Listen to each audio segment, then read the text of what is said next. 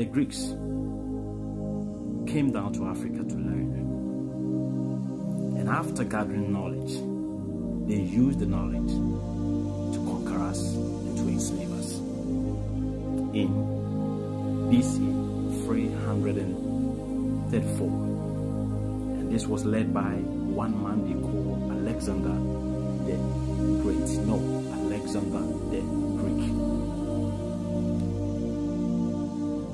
In about 973 years later, the Muslims, led by Amir ibn al-Ash, came in the form of trading with Africans. In the end, they conquered us and enslaved us. Later, in 832 years, the Europeans came. The first Europeans, for example, in Ghana, were the Portuguese led by Diego de Azambuja. They also came in the form of trading with us. In the end, they enslaved us.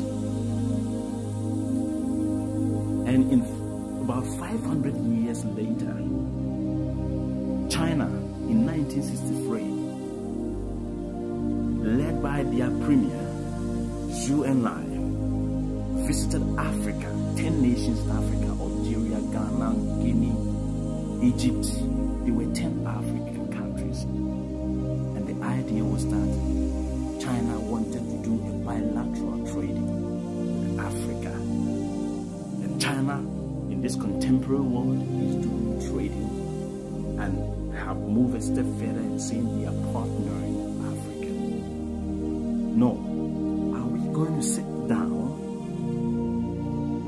for us to also go through another type of slavery? We always say that the Europeans were bad, the Arabs were bad, and we never condemn our own selves and our attitudes. Why is it that Alexander was able to conquer us? Why is it that Amir ibn al-Ash was able to conquer us? Why were the Europeans able to conquer us and now China is here? We didn't see the agreement that was signed in the era of Alexander and the people who lived in Egypt. We never saw the agreement between Amir ibn al-Ash and our forefathers who were occupying the northern part of Africa. And now, we never saw any agreement when the first Europeans, being the Portuguese, in Ghana's case, Diego de Azambuja, what agreement did they sign with our ancestors at the time? Today we are here blaming the Europeans. Look at the contract African leaders are signing with China.